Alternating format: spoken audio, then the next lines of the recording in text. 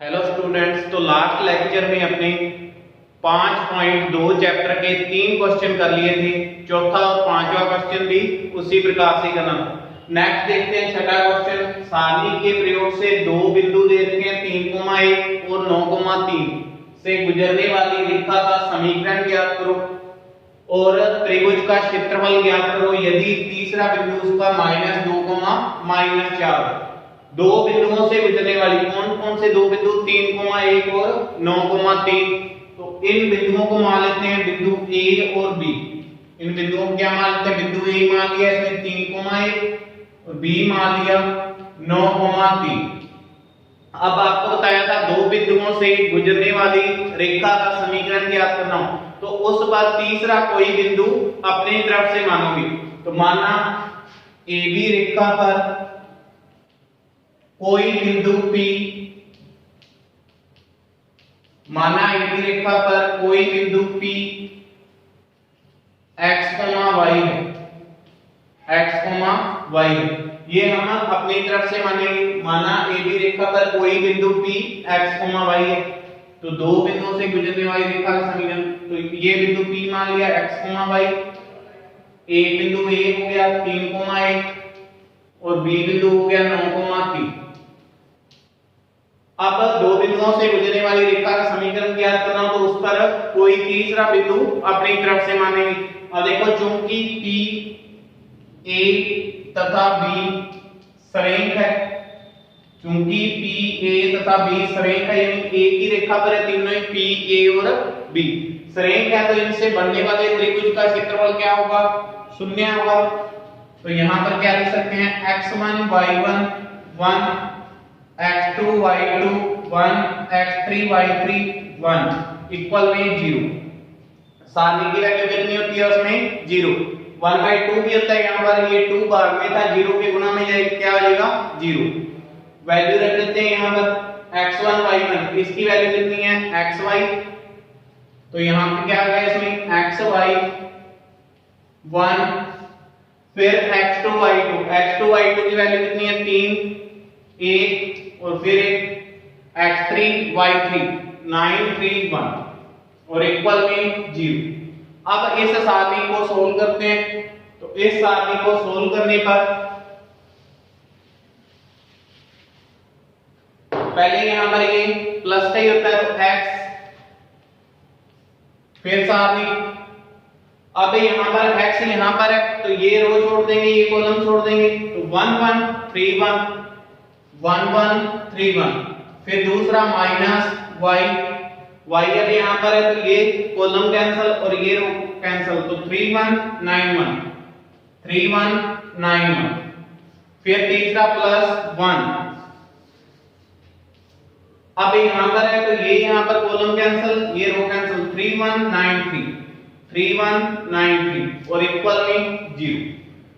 इसको प्रूव करते हैं तो x 1 into 1 1 minus 3 into 1 3 फिर minus y into 3 into 1 3 minus 1 into 9 9 फिर plus 1 into 3 into 3 9 minus 1 into 9 9 और इक्वल में 0। इसको सोल्व करते हैं तो x into 1 minus 3 minus के 2 फिर minus y into 3 minus 9 minus के 6 और प्लस 1 into 0 इक्वल में 0। माइनस 2x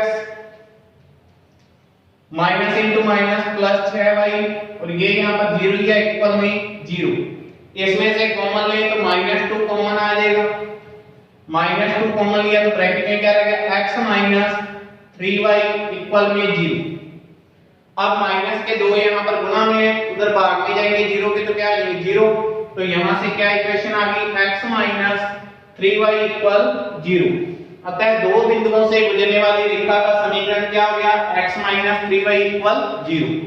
और क्या पूछा इसमें? तथा त्रिभुज का क्षेत्रफल ज्ञात करो। तो त्रिभुज का क्षेत्रफल ज्ञात करते हैं, इसमें फॉर्मूला लगाते हैं। इस तीसरे बिंदु को क्या मान लेते हैं हम? C, इसको A माना था और इसको B। तो त्रिभुज ABC का क्षेत्रफल,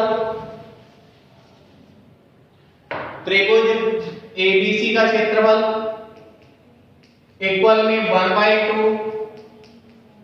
x1 y1 1 x2 y2 1 x3 y3 1, यही फॉर्मूला है।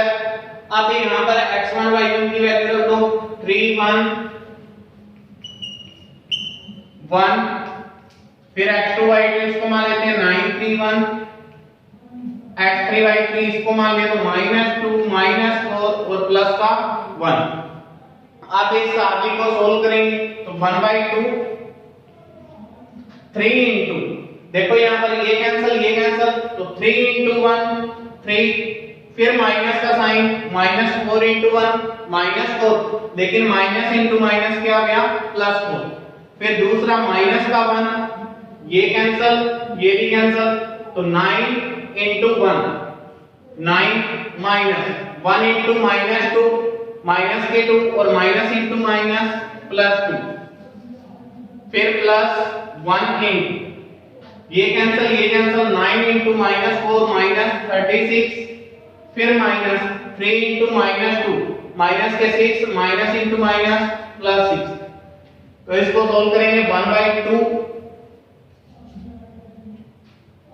3 इंटू 3 प्लस 4 7, फिर माइनस 1 इंटू 9 प्लस 2 11, फिर प्लस 1 इंटू -36 प्लस 6 तो -30। अब इसको यहां पे सोल्व करते हैं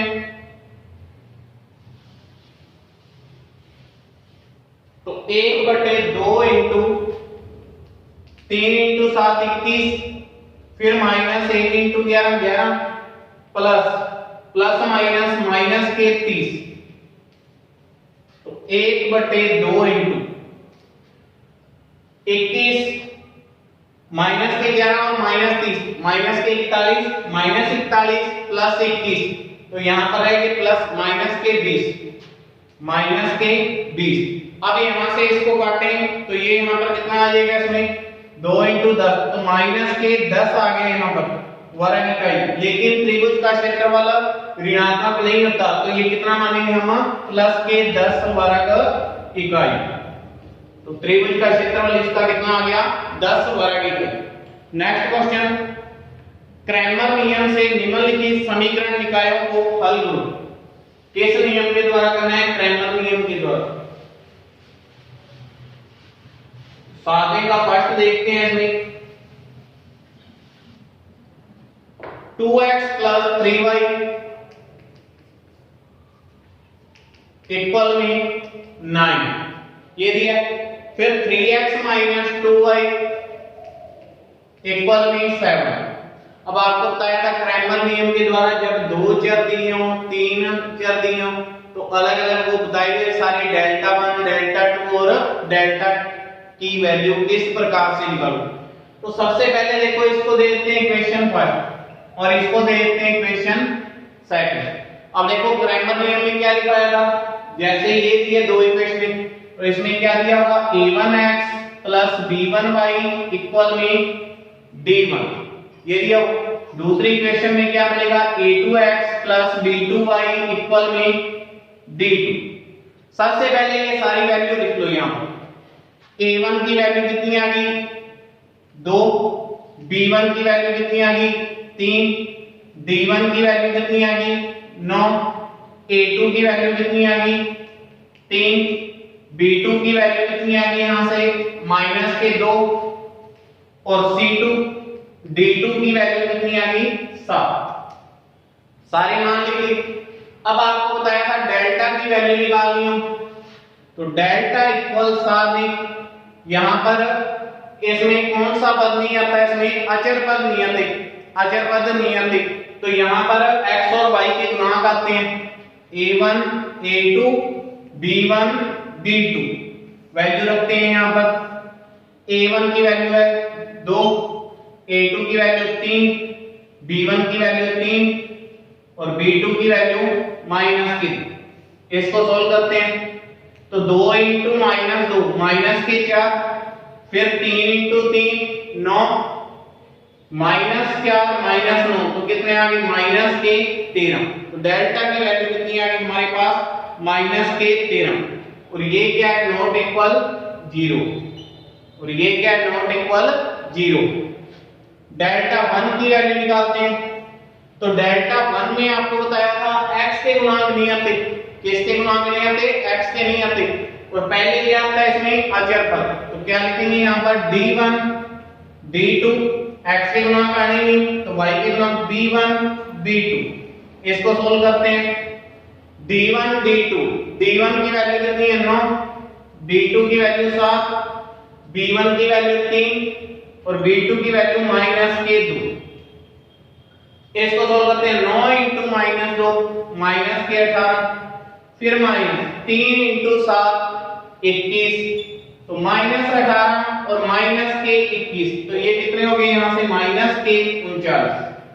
तो डेल्टा 1 की वैल्यू कितनी आ गई? -39। डेल्टा 2 इक्वल में डेल्टा 2 में आपको क्या बताया था? भी यहां पर y के गुणांक नहीं आते।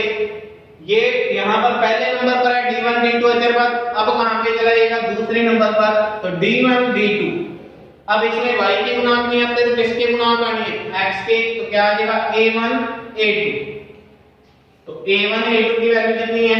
a1 की 2, a2 की 3, d1 की वैल्यू 9 और d2 की वैल्यू 7। तो 2 इंटू 7 14 माइनस 9 इंटू 3 27। तो 27 माइनस 14 ये कितने आ गए? 13। किसके आएंगे? माइनस के, क्योंकि माइनस की संख्या बड़ी।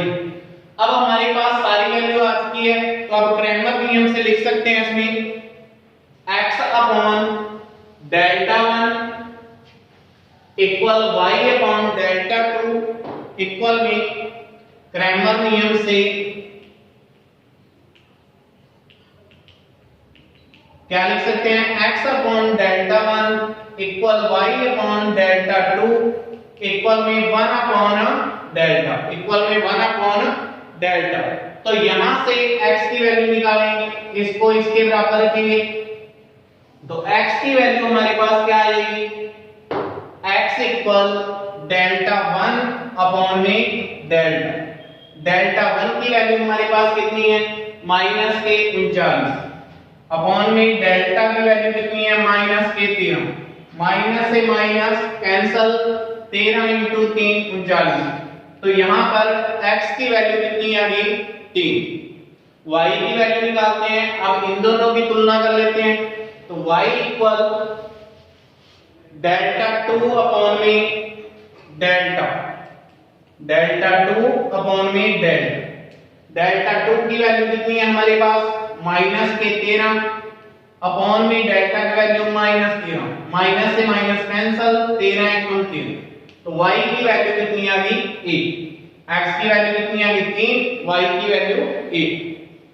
इसका सेकंड पार्ट भी इसी प्रकार से ही है। उसको भी किस नियम द्वारा सोल्व करना है? क्रैमर नियम द्वारा। लेकिन उसमें तीनों ही मान एक साइड ही दी हैं, तो जो आपके पास अचर पद है इसको उस साइड ट्रांसफर करो। नेक्स्ट 8वां क्वेश्चन, सिद्ध कीजिए कि निम्नलिखित समीकरण निकाय असंगत है। ये सिद्ध करने में हमें समीकरण निकाय असंगत है। 8वें का फर्स्ट देख लेते हैं। समीकरण निकाय असंगत कब होती है? जब डेल्टा इक्वल हो 0 की। डेल्टा किसके इक्वल हो? 0 की। और बाकी सभी मान delta 1, delta 2, delta 3 not equal 0 के हो, तो समीकरण निकाय हमारे पास क्या होती है? असंगत। जैसे इसमें फर्स्ट दी है 3x - y + 2z equal 3, 2x + y + 3z equal में 5। फिर नेक्स्ट इसमें दिया x - 2y - z इक्वल में 1। ये तीन इक्वेशनें दे रखी हैं हमें।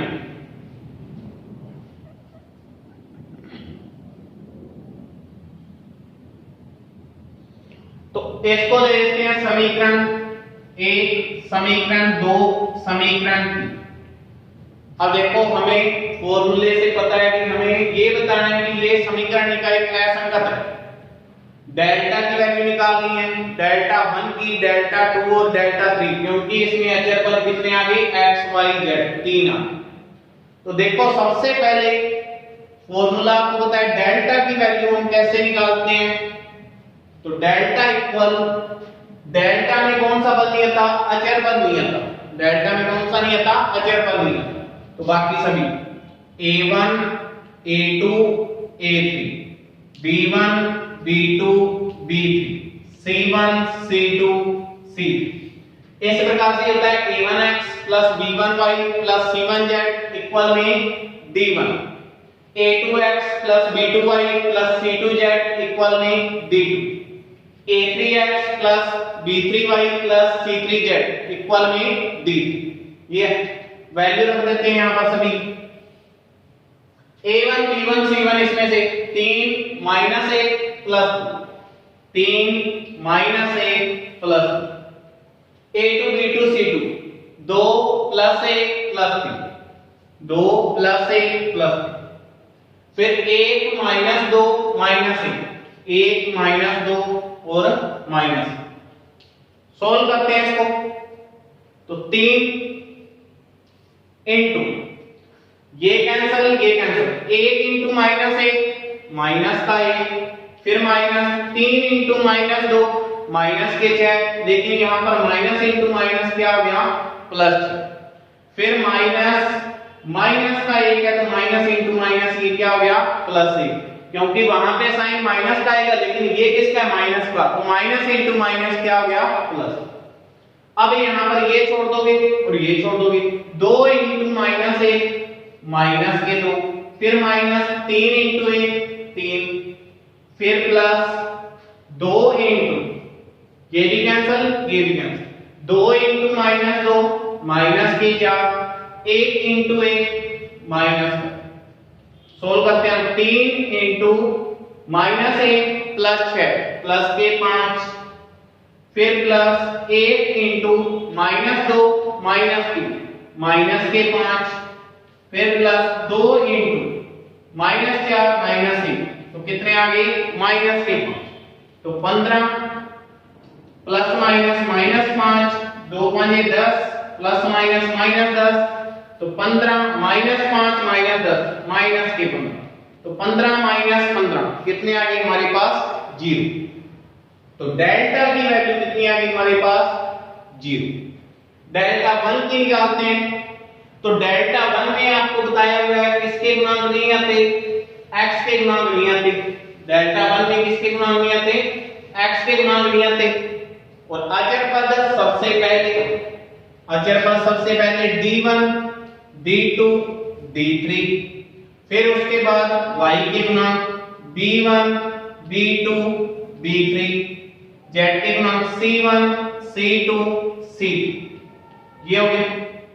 वैल्यू रख देते हैं यहां पर d1 d2 d3 3 5 1, b1 b2 b3 minus 1 plus 1 minus 1 plus 1 minus, c1 c2 c3 plus 2 plus 3 minus, plus 2 plus 3 minus. अब इसको सोल्व करते हैं तो यहां पर इसका प्रसार कर लेते हैं।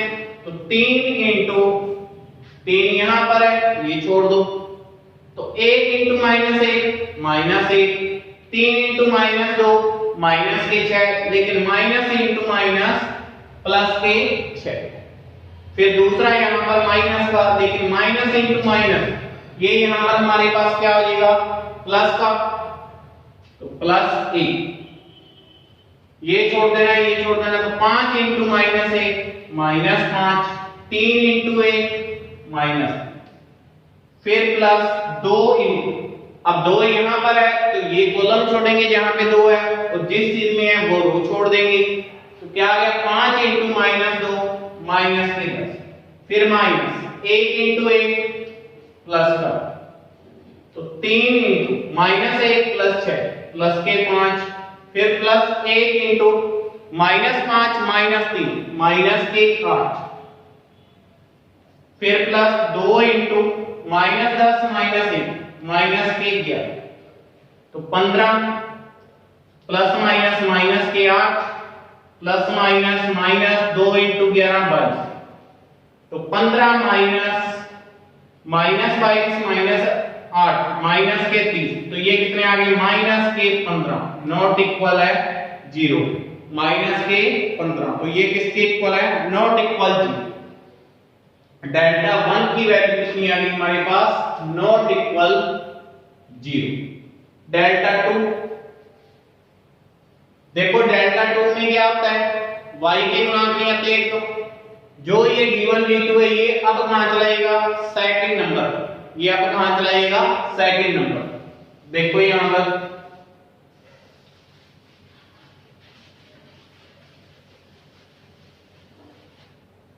अब ये सेकंड नंबर पर चलाएगा तो d1 d2 d3 अब इसमें y के गुणांक आने नहीं तो यहां क्या आ गया a1 a2 a3 और यहां क्या आएगा c1 c2 c3 ये सभी वैल्यू रख के डेल्टा 2 की वैल्यू निकालोगे वो भी क्या आएगी नॉट इक्वल 0 इसी प्रकार डेल्टा 3 की वैल्यू निकालोगे डेल्टा 3 में कौन से गुणांक नहीं आएंगे z के गुणांक नहीं आएंगे अब ये d1 d2 d3 कहां चलाएगा लास्ट में बिल्कुल तीसरे नंबर d1 d2 d3 यहां पर a1 a2 a3 यहां क्या आ जाएगा b1 b2 b3 इसकी भी वैल्यू रख के डेल्टा 3 की वैल्यू निकालो वो भी क्या आएगी नॉट इक्वल 0 तो डेल्टा 3 की वैल्यू आपके पास क्या आएगी यहां पर नॉट इक्वल 0 अब देखो होता है डेल्टा इक्वल है 0 के delta 1 not equal 0 delta 2 not equal 0 और डेल्टा 3 नॉट इक्वल 0 तो समीकरण निकाय आपकी क्या हो जाएगी